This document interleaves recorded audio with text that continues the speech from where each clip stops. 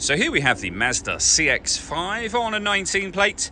I'm going to start off by hopping inside the car and running through some controls first of all. Just briefly before we climb inside the car, I think it's well worth seeing the boot space as well. We have reversing sensors, as you can see. Loads of boot space as well in this car, and you can extend this space further by folding down any or all of the 3 remaining seats that you can see there as well. Okay, now that we're inside the car, we're going to start with the dials. On the left-hand side, we have the rev counter. We have the speedometer in the middle. And over on the right-hand side, the fuel gauge. We've also got the trip computer and the total miles for the car. They are 19,147. On the left-hand side, where we've got the rev counter, you can see it will show you what gear this car is in as well. It's an automatic, so we are in park at the moment, of course.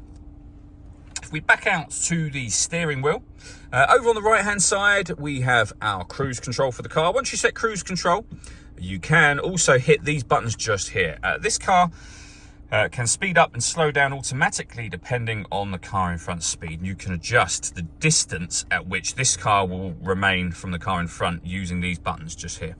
We have stereo and phone controls over on the left hand side, and then in the center the main screen for the car. So you can see, amongst other things, we've got satellite navigation there. We've done a full video showing how Mazda's sat-nav works, and you can find that on our website and on our YouTube channel. All the movement that I'm making on the screen is being done using this dial and the collection of buttons that surround it. So you can go straight to navigation, for example. We can go to our home screen. You can then use the dial to rotate it to various options, push it down, select them.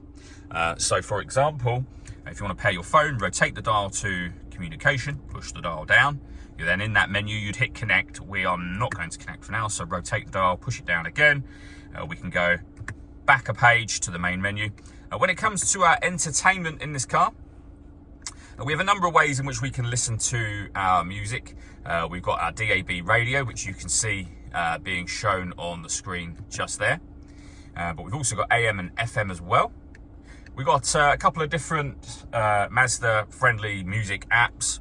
We've got Bluetooth audio, so you can stream your music wirelessly. We've also got USB input as well. We've actually got 2 USB inputs. We can't select them because nothing is plugged into them, but you can see the first and just about see the second one below that as well.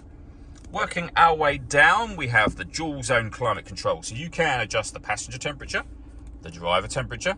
You can determine where you'd like the air to be distributed. You can adjust the fan speed. And when you're happy with those settings, you can turn your air conditioning to eco, off, or on again.